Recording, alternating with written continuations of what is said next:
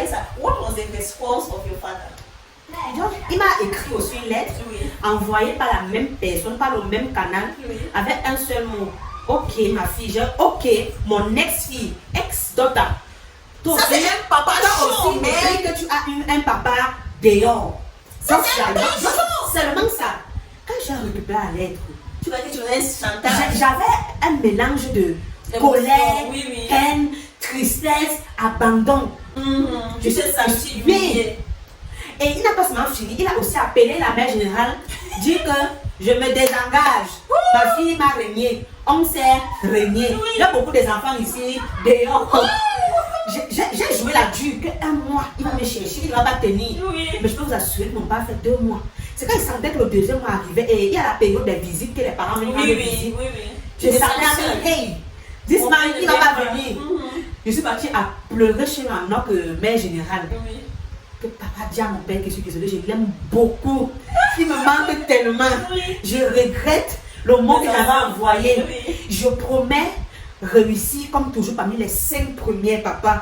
J'ai promis ça. Tu as fait des promesses. Et quand je fais la promesse à mon père, il écoute, il me dit que si tu réussis parmi les 5 premiers, comme tu as promis, tu achètes un ordinateur portable.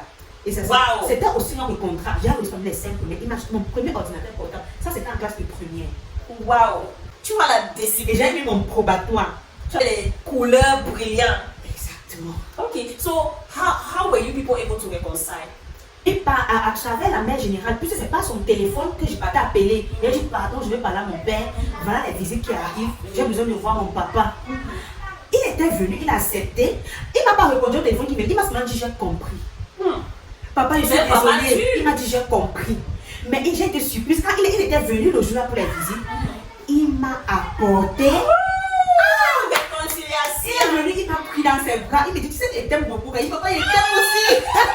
Et le marché qu'il fait souvent, pour le moins habituellement, il a peut-être quadruplé, je t'assure. Il a quadruplé et il m'a conseillé de partager aussi un peu à mes consoeurs. Oui. That is a very good experience. You know, what lesson did you draw and what can you tell parents to do? Ok, pour les parents d'abord, je voudrais vous dire, il faut connaître vos enfants. Il faut connaître de quoi vos enfants sont capables et ce qui ne sont. Tu sais, là, tu regardes ton enfant, tu sais que mon enfant peut faire ça et mon enfant ne peut pas. Même si c'est que ce n'est pas à 100%, mais que ce soit au moins à 80%.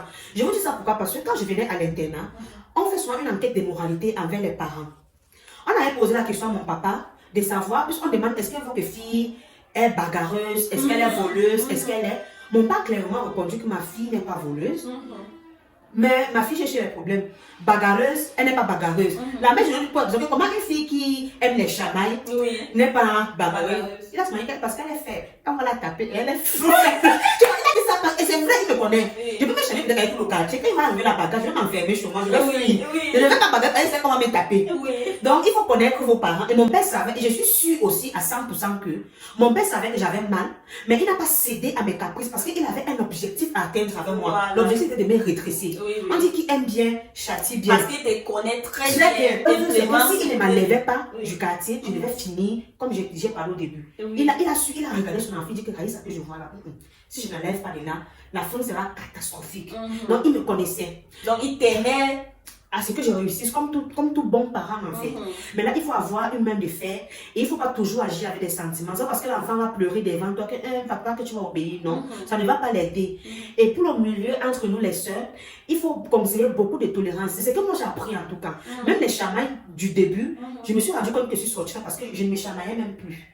J'ai appris à avoir le self-control. Du coup, quand on me provoquait, tu sais, quand on sait déjà que tu es talkative, on sait déjà que tu bavardes beaucoup, on sait que quand on va te piquer ici, tu vas réagir comme ça. Après, souvent, quand on te pique, on attend ta réaction, tu souris seulement. Du coup, tu confonds même tes adversaires. Elles sont dépassées. Et c'est ce que je faisais.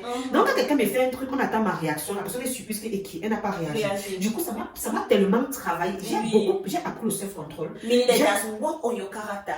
You think you are a better person now. Parce qu'on ne répond pas à tout. Il y a des sujets qu'il faut souvent avoir. Même quand il y a une seule discussion, à un moment donné, tu quittes si ce n'est pas constructif. Parce qu'on dit souvent que la personne qui bavarde trop, la bouche la pêche beaucoup. Oui, c'est vrai. Voilà. Du coup, j'ai amélioré ma vie de prière. À cause des punitions, je peux dire grâce aux punitions, on m'infligeait au début parce qu'il était temps que j'étais beaucoup punie parce qu'il me regardait beaucoup. À un moment donné, j'ai mis la prière était déjà en moi. Donc, la punition ne me disait plus rien. Je priais pour les gens, puisqu'il y avait des examens à composer, je profitais, je priais pour mes examens. Du coup, et quand je sortais de là, tu te sens la prière transforme. Exactement. Ça, c'est ce que j'ai beaucoup appris. Pourtant, le matin, quand on nous réveillait à la maison, c'était donc, tu fais les choses, tu pries, tu bavardes, mais tu ne sais pas ce que tu dis. Mais là, maintenant, tu es conscient de ce que tu es venu chercher. Et aussi, je vais te dire un truc. Mon papa était tellement strict au début, ce qui m'a fait être focus. Quand je sortais parmi les 10, moi, je passe les vacances au couvent, je ne pars pas en famille. Quoi? Oui, je ne partais pas en famille. Il me punit, je vais rester là avec des soeurs. Pour étudier. Qui ne sont même pas tes familles. Même pas. Et elles ne sont pas modernes. You know how they dress. Tu sais comment elles s'habillent. Donc tu vas seulement rester là, tu vas regarder la télé, tu vas manger, tu vas pas te coucher. Sans même pitcher, tu vas te laisser regarder la télé. Ça c'est même parce que tu t'es bien comporté la journée. C'est pour ça que mon père et moi. Non, quand tu t'es mal comporté, tu as peut-être. Mon père s'est trouvé quand tu as regardé la barre des 10. Ce n'est pas bon. On sait que les vainqueurs, c'est dans les 5 premiers. 5 premiers, oui. Et c'est comme ça que j'ai fait. Ça, c'est discipliné. Oui, il m'a tellement discipliné et je suis tellement reconnaissante pour ça. Le conseil que je voulais donner à mes soeurs, à mes soeurs qui veulent envoyer leurs enfants à l'internat ou les frères, les parents en tout cas, c'est de prendre la peine d'expliquer déjà à leurs enfants à la maison que la vie en communauté n'est pas facile. Même en société, même avec le voisinage, ce n'est pas facile. Du coup, il faut leur apprendre à ignorer un certain nombre de choses pour éviter des trucs. Parce que nous, chacun vient avec sa part d'éducation. Tu sais comment tu éduques ton enfant. Tu vois, quand tu rencontres une personne qui a éduqué son enfant différemment que ton enfant. On dit la mauvaise compagnie corrompt les bonnes mœurs. Donc, apprends à ton enfant les bases. Comme ça, même quand il va partir, il ne s'en détournera pas.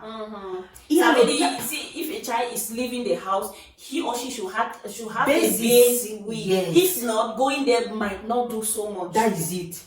Parce que c'est qu'on raconte souvent d'ailleurs qu'il y a entre des femmes, elles se touchent, c'est hyper vrai. Moi, j'ai vécu ça. J'ai presque été victime. Il y a une de mes amies qui a failli me faire ça. Il y a des sorcières. Tu vois, nous sommes peut-être en salle d'études comme ça.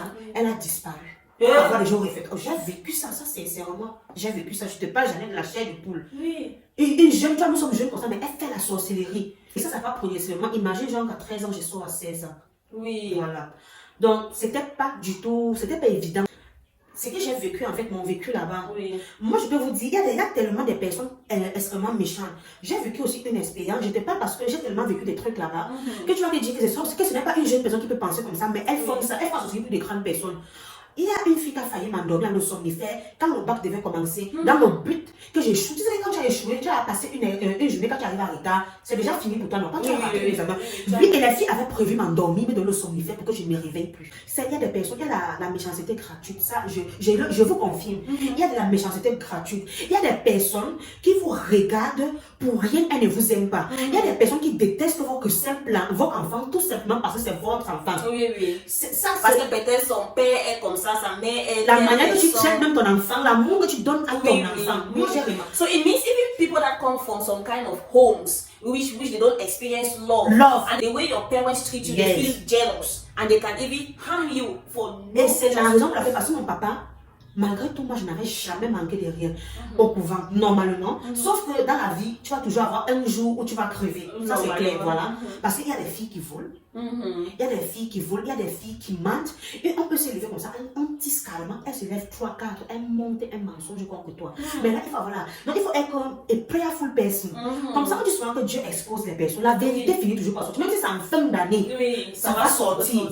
Oui. Donc, je conseille beaucoup des parents avant d'envoyer son enfant, rassurez-vous que votre enfant a de bonnes bases. Parce que je peux vous assurer, ça construit comme ça détruit. Mais je vous parle avec une sérénité pas possible. Quand tu parles avec ton enfant qui a des bases, même si cet enfant est têtu, ça c'est mon cas. Moi j'étais extrêmement têtu. À 13 ans, j'avais des envies sexuelles. Mais mon père m'a éduqué d'une manière où on ne fait pas, il y a des lois qu'on ne bafoue pas. Peut-être l'homosexualité.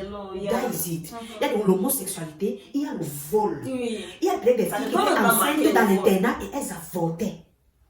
Toutes petites là? Exactement.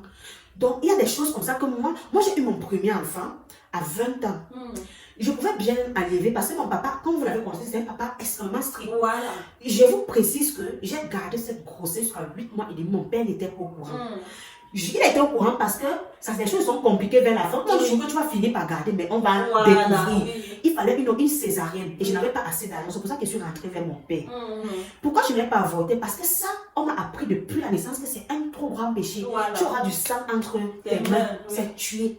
Ça, ce sont les bases que j'ai reçues et que je ne pouvais pas encourager ou bien participer. Voilà. That is why we are encouraging every parent sending their children to whatever school, even to the boarding school as well as the day school or normal school as they say it. Your children should have education at the base so that when they go, wherever they go to, they will not depart. Like somebody should not be able to convince you to move away from what your father has told or taught you.